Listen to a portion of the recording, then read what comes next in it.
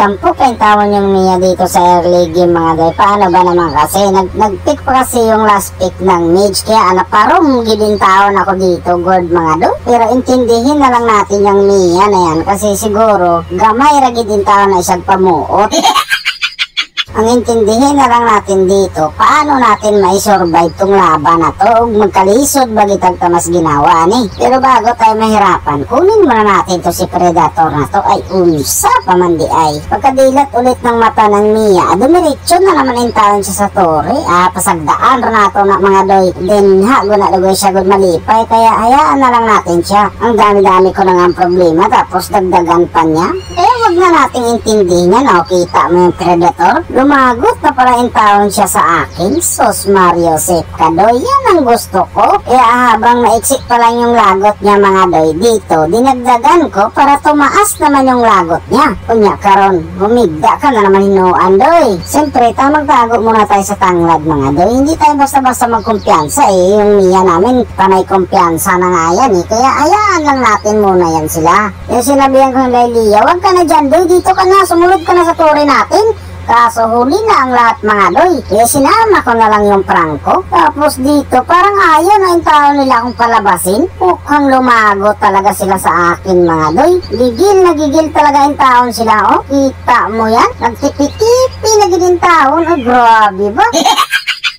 Dito, mataas talagang kumpiyansa ko mga doy. Hindi tayo kaya ng Predator kahit mag-unsa pa yan. Kaso, hindi na pala yung taon lumalis yung core nila dito. Ang masakla pa, umangat pa kasi ako mga doy.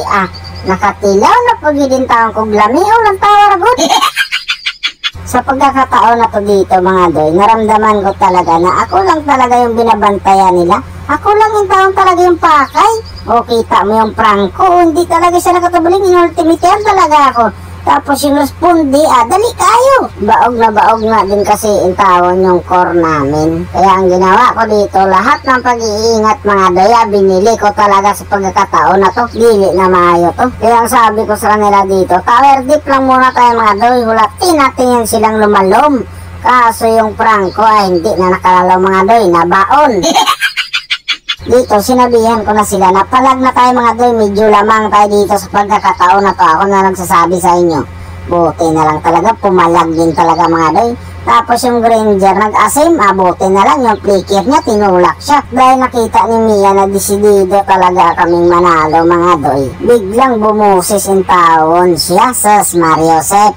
Nagkaroon siya ng tono mga doy. Kanina dati siyang kamote, ngayon naging balingbing na yung taon siya.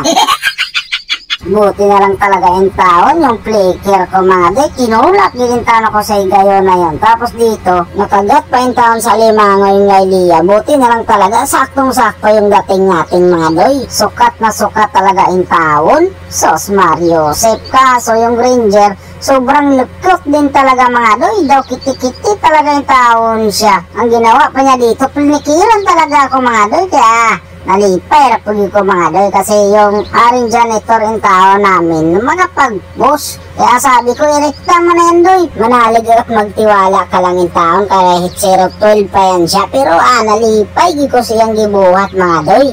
Kaya napachat din taon ako, sabi ko kinabahan na sila.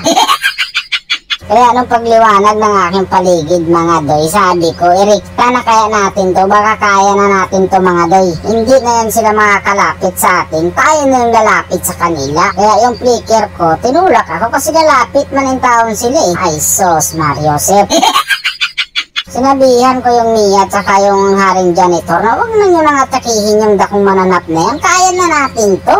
Pero kinuha talaga nila mga doy, kaya hayaan na lang natin sila. Kung saan kasi yung taon sila masaya, ay kailangan rin nato ng suportahan mga doy. Kahit sobrang gadaot na ginang imuhang paminaw, hayaan pa rin.